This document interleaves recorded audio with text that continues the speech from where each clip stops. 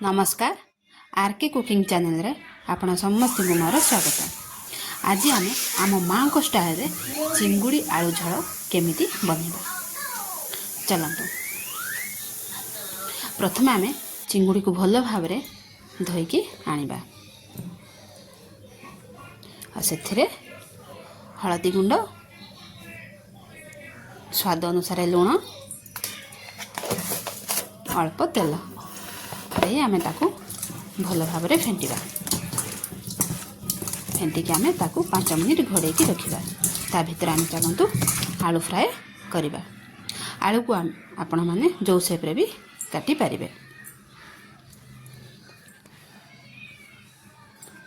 आलू फ्राए भी आमर रेडी। एबे आम ताकू अन्य पात्र रे काढ़ी रखिबा। सेही करे रे ही आम एबे चिंगुड़ी फ्राए करिबा।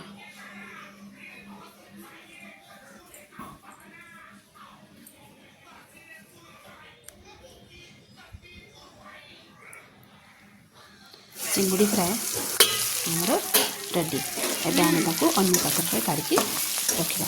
एबे चलंतु आम मसला कसिबा। कढ़ाई गरम हो गलानी से आम सोरिष तेल ऐड करिबा।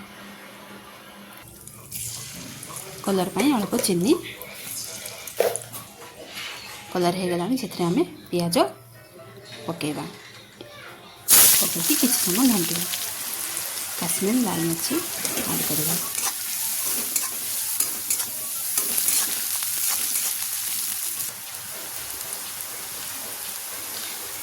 बटा होइथिबा मसला आम से पकेबा। हळदी गुंड जीरा गुंड धनिया गुंड लंका गुंड मीट मसला चिकेन मसला आम भल भाव में कषा। आम अल्प कषि आसला आम से टमाटो पकेबा।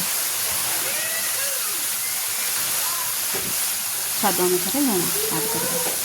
एबे किछि समय पुणी आम ताकू कषिबा।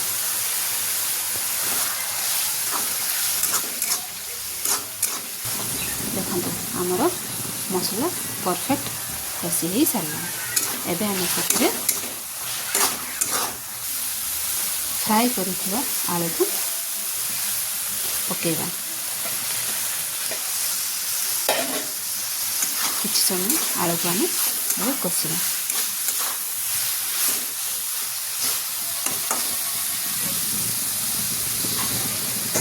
आलू कषा है आम से फ्राए करिथिबा चिंगुड़ी को ऐड करिबा। चिंगुड़ी और आलू को आम भल भाव में कषिबा।